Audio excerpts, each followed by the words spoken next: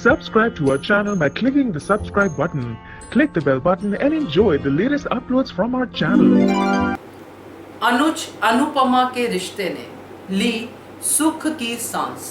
नमस्कार दोस्तों, स्वागत करती हूँ आपका आपके अपने चैनल हंग्री स्पिरिट्स में। हंग्री स्पिरिट्स देख रहे सारे दर्शकों का मैं अंजू शर्मा दिल से स्वागत करती हूँ।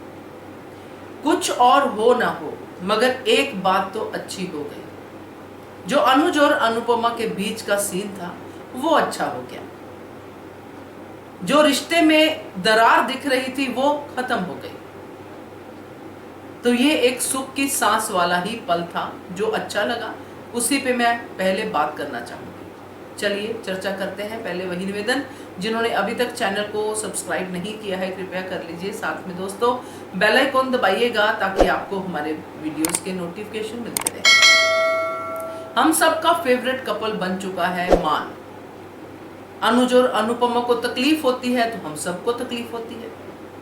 हम सब लोग एक ही जुबान पे बोलते हैं कि ये दोनों अलग नहीं होने चाहिए। चाहे अनुपमा कितनी गलतियां करे, चाहे अनुज कितनी गलतियां करे, अल्टीमेटली हम इन दोनों को साथ में ही देखना चाहते हैं। इसलिए जब कोई ऐसा सीन आता है तो चेहरे पे मुस्कुराहट आती है। आज ऐसा ही एक सीन था और बहुत अच्छा सीन था, टपरी वाला सीन। जैसे ही अनुपमा ने अनुज की तरफ प्यार का हाथ बढ़ाया, कहते हैं ना कि जिसके अंदर इतना प्यार हो, जो अनुज के अंदर प्यार है अनुपमा के लिए, तो अगर जो नाराज पर्सन है दूसरा पर्सन अगर जरा सा भी वो हाथ पकड़ता है तो अनुज जैसा इंसान पिघल जाता है, पिघल के उसकी गोद में आ जाता है। ऐसा ही कुछ लगा। जैसे ही अनुपमा ने अनुज के साथ बात की, प्यार से बात की, प्यार से देखा और अनुज के आई लव यू का जवाब भी आई लव यू टू में और बहुत बहुत बहुत प्यार करती हूं ऐसा करके दिया, तो अनुज खुश हो गया दोस्तों। खुश होना बनता था। इस पल का तो वो इंतजार कर रहा था। उसका गिल्ट उसको कई चीजों के लिए कोस रहा था। अपनी अनुपमा को दुख दिया है ये बात बार बार उसके दिमाग में आ रही थी, क्योंकि जो एक इंसान जो एक दूसरे को बेइंतहा प्यार करता है वो तो जरा सा भी दुख नहीं दे सकता, मगर उसकी वजह से चाहे जितना भी हम लोग सोचे, कारण जो भी सोचे, मगर वो इंसान ऐसा नहीं सोच पाता है।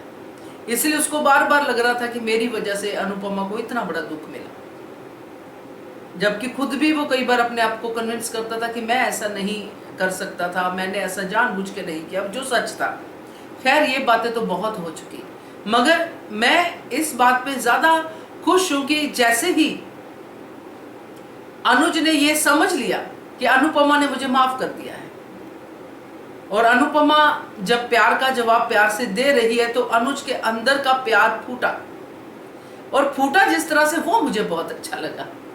क्योंकि जब आप किसी को प्यार करते हो तो उसके लिए जो भी एक्सप्रेशन है वो बाहर आते हैं। और सबसे पहला एक्सप्रेशन आया गुस्सा, कि मैं तुमसे गुस्सा हूं। अब मैं तुमसे गुस्सा भी हो सकता हूं, अब तुमसे मैं ये भी कह सकता हूं, अब तुमसे मैं वो भी कह सकता हूं।